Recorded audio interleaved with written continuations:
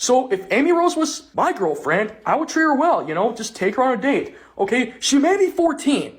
Hello everyone. I thought I'd do something a little interesting today. So we all know Yakuza, Ryoga Gotoku, Like a Dragon, whatever you want to call it. We all know that franchise is widely considered to be hot dude heaven, you know? There's no shortage of just, you know, big, hot, muscly, sweaty, shirtless, oily Asian dudes just like roughing each other up, getting their hands all over each other, just absolutely dominating each other. We all know the whole shebang, right? So I thought would be interesting if I took a look at the ladies of the Yakuza franchise, you know, give them a bit of a shot at the spotlight, you know, because I mean, you know, there's some women for sure. So I found a list of a bunch of femoids from across the franchise, and I thought, you know, I'll give them a little tier list. So here we go. Now, first up is Eri from Yakuza 7. She's the one who like introduces you to the management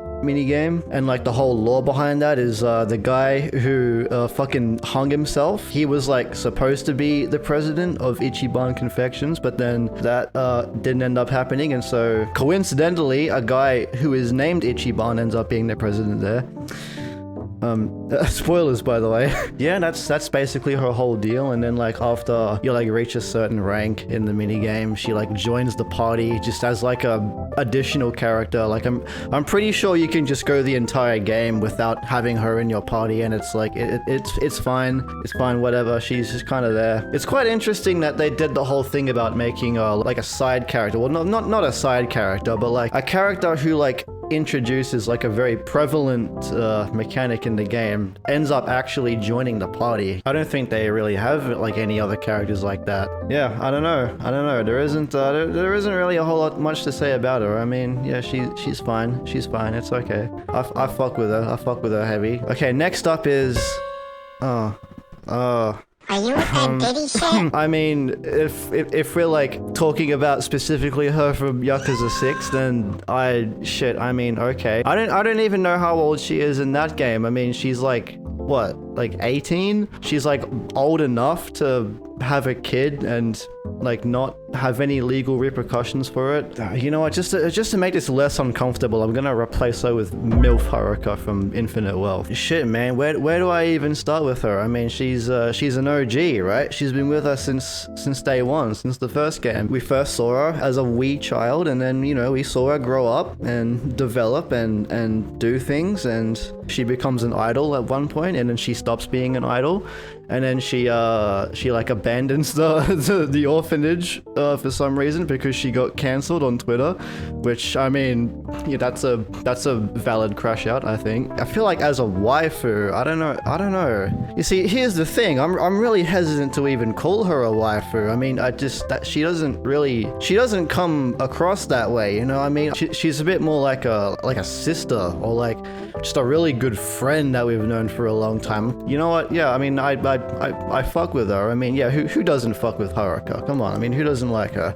I don't fuck with her in the same way that I fuck with most of these other ladies here, but you know, she's still cool. She's cool. Next up, the bitch from the bar who like you talk to and she replays the conversations you have with the party members in Yakuza 7. Okay, what else do you want me to say about her? That's literally all she does. Kind of like what we're doing right now. Shit, never mind. Forget I said anything. Sayama. Oh, shit. Okay, now we're talking. One of the very few women that Kiryu has ever felt any sort of attraction for, you know, which really says something. There's not a lot of women in this world who get to hold that title, you know. Maybe there's a few men in that title, but yeah, that's not what we're here for right now. She's like a cop and everything too. She's got that going for her. She's a real breadwinner, I guess. And I mean like shit, you know, she's even got like handcuffs too. So you should probably do some like real kinky shit. I mean, fuck yeah. Yeah. Fine shit. She is fine shit, undoubtedly. Honestly, it's been a minute since I've like even touched Kiwami too, so like I don't really remember what she even like does as a character aside from she's like the sister of Ryuji, which is cool, I guess. And that she's also like related to the Jingwon Mafia somehow. That's also cool if you look at it a certain way. Mafu from Judgment. Now, I'm gonna be honest with you guys. I'm gonna be honest with you. She's kind of a nothing burger.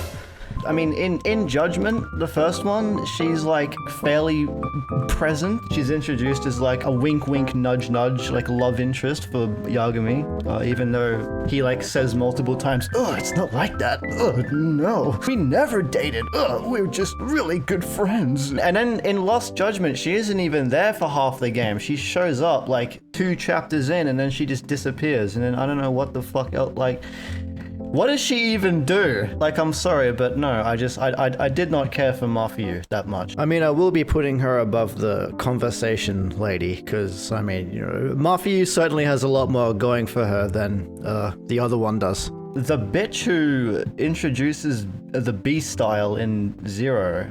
Okay, put it this way. If she like, you know, just like grabbed hold of me and just like effortlessly just like held me over her like a barbell and then just like tossed me on the ground, you know, like I don't think I would have any issue with that personally. Okay, here we go. Makoto. She's cool. She's cool. I don't know if I particularly feel the same way about Makoto as like some of the other fine shits on this list. I like her as a character. Okay, that doesn't make any fucking sense. I kind of hold her in the same regard as Haruka, where she's cool as like a supporting character who's there as like an emotional drive for the protagonist. Hang on, I need my jungle juice. Hold up. Ah, this shit tastes like fucking strepsils. Anyways, yeah, Makoto. I mean, again, she's just that type of character where you like her more as like a friend that you really like, and you wanna protect them at all costs. So yeah, no, I fuck with her. I don't fuck with her as much as Haruka though. If Makoto had like a cool dancing minigame, then maybe I would like her more. Hang on, is that just a bitch who like works at the school? Okay, I don't know. I don't know what you want me to say about her. That's all she does, unless there's like a sub-story that I like haven't seen yet, where her character gets fleshed out a lot more. Other than that, yeah, I don't. Just shit, man. Now, are these supposed to be like the girlfriends from Judgment? You know, I never really, I was never really that interested in like the dating stuff in the Judgment games. Mainly because apparently the like age difference between Yagami and the girls is a little questionable, a little strange. I do recognize this one though. She's like the musician lady, and apparently she's like a teenager. So I don't know about these two. However, I guess. Oh, baby. All I gotta say is that Nishiki, he fumbled so hard, man. He fumbled so hard with Reina, okay? The hello work lady, okay, this is, man, you know, to be fair, she is rather important. I mean, she is like the lady you talk to whenever you want to swap your jobs over. So, you know, she's got that going on for her. Again, she's kind of just one of those characters where she's not really like that significant in the grand scheme of things, other than just like being there for like a mechanic in the game. I will be putting her above Eri though, just because, you know, I do fuck with a baddie with short hair. Psycho. Ooh, that bitch a psycho. Alright, listen, I mean, Yakuza 7, right? She's pretty cool, okay? She was pretty cool in Yakuza 7. She shows up and, you know, it turns out she has very close ties to a character who had, you know, recently passed on, and she's pretty emotional about that. And so it's, you know, it's through that Ichiban and the party sort of bond with her, and she ends up joining, and you know, it's a good time, fun times for all, right? Now I would be putting her in the fine shit tier if it weren't for the fucking colossal fall off that she had in Infinite Wealth. I'm sorry, dude, but like, you know, when Ichiban started pouring his heart out and like asking her to marry her response to that is to just ghost him for like a fucking year or something. I don't know, shorty, I don't know about that one, fam. To be fair, I mean, like Ichiban's like whole confession was not very well thought out. He does say some pretty like borderline misogynistic things in that whole speech, but I mean, you know, give the man a break, okay? He's been in prison for like 18 years. He's been in the joint for 18 years, okay? 18 years in the joint made him a fucking I don't fucking know. He probably still has a lot about like the modern cultural zeitgeist to catch up on, you know what I'm saying? Still though, I don't think the crash out was very valid, Psycho. I don't think the crash out was all that valid. And I mean, you know, towards the end of Infinite Wealth, they do sort of like make up. They sort each other's troubles out and they try to start over. Only for him to fumble again, and then it just goes right back to being sour, because Ichiban's a fucking dumb cunt. You know what? Maybe the crash out was valid. I'm still putting you at like the very bottom of the fine shit tier though. Oof. Now you're speaking my language. Now there's a girl I want to see. Huh? Listen, just look at her and tell me that you can't just feel that dark, mysterious aura coming off her, right? The hair, you know, the glasses, the fit. You can't tell me that after clocking off at her shift at the law firm, Sari is just like walking down to the local Hot Topic or whatever to get like an Invader Zim shirt or something. Like she has that kind of vibe about her. She has that autistic riz, you know. She if you were to ask her, she could probably go on for hours about all the different rhythm games that she's been playing. She probably has like a handbag somewhere with like some Sanrio characters attached onto it. Even Hoshino has the good sense to try and bag her at one point, you know, because Hoshino is a fucking Chad. And what's even better is not once, but twice across both games, as part of the main quest line, no less, you get to dress Sari up as a hostess and make her, you know, somehow by the grace of God, she looks even more bad than she already does. Damn, girl. If that doesn't have you sold, then like I don't know what to tell you, man. I think you might just be gay, which that's pretty much like a given if you're gonna be in the Yakuza fandom. What am I even saying? I don't know about the rest of you guys, but personally, you know, if Sari was to just cradle me in her arms, you know, and just dote on me and tell me it's gonna be okay, I think that would just really sort me out, you know. That would definitely have my mind right. You're such a good boy, mommy.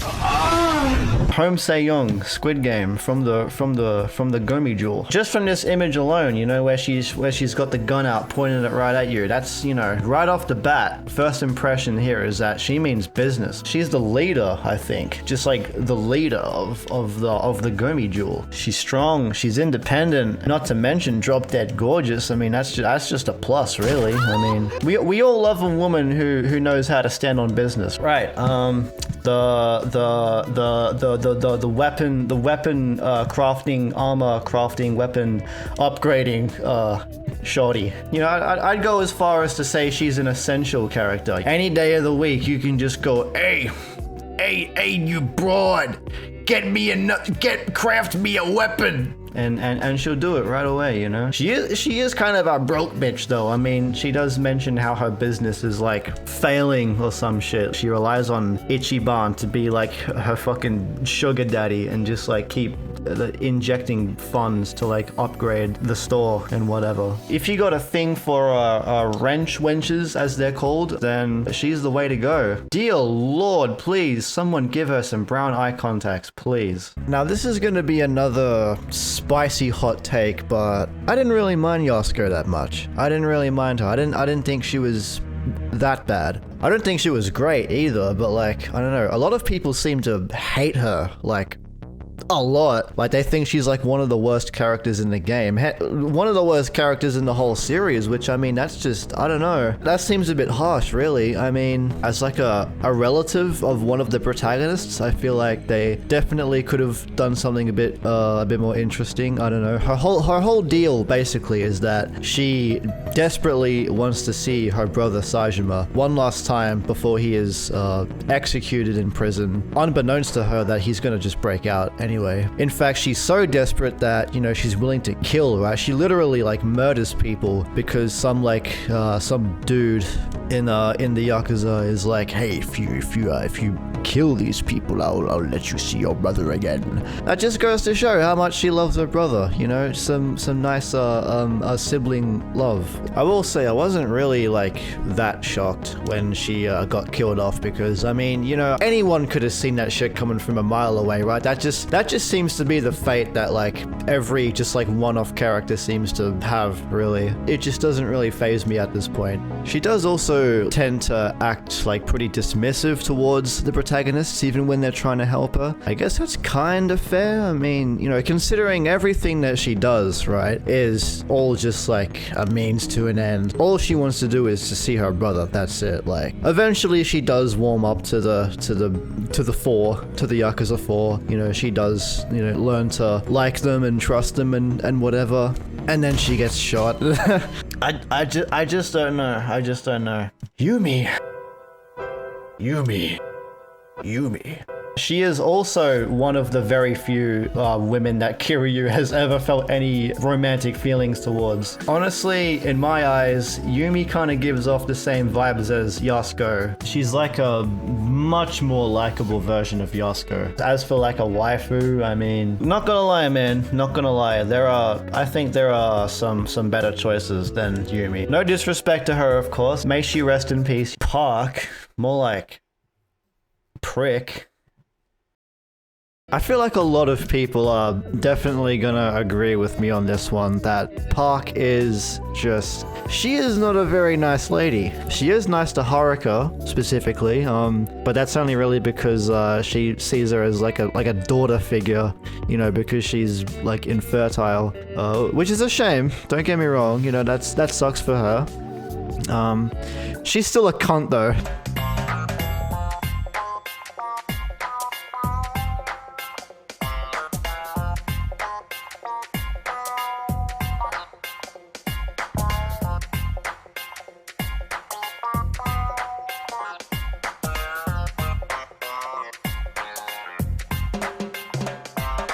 Now I gotta say, whoever made this list kind of fumbled pretty hard, because they missed out on two of, in my eyes, the greatest Yakuza waifus ever. Go ahead and clip that, slap that on there.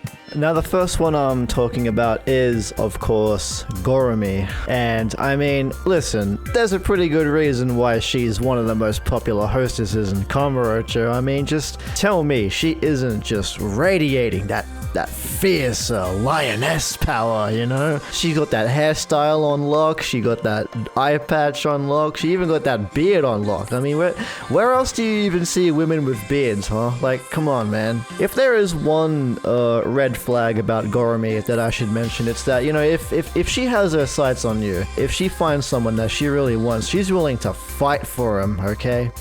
And I mean literally, I mean out in the streets, bare knuckles, like blood spilling, everything. I mean, shit. She's kind of giving off those yandere vibes almost. Fuck. I'm just gonna put her neatly in second place there, because as we all know, the number one best Yakuza waifu is, of course, Hana-chan.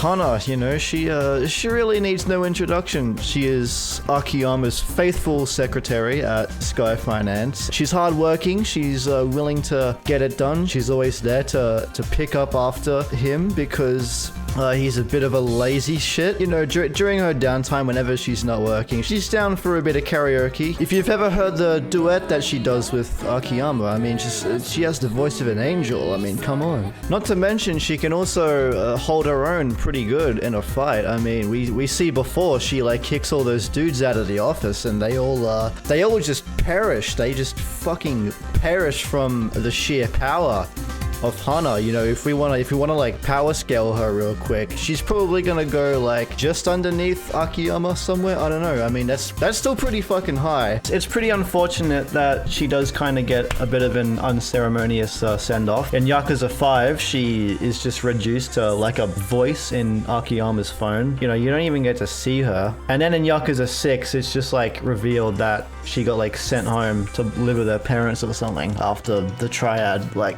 tried to fucking kill Akiyama, which, I mean, that's fair. I'm very patiently waiting for the Hana Gaiden, where it's like it's just like a cooking mama game. Now you could argue that it's a bit of a stretch to put Hana just way up on the very top of the list, and I mean, you know, you're right to think that, and I assure you, dear viewer, I assure you that they are for very logical and valid reasons, and that I'm not just biased because I have a thing for larger women. I mean...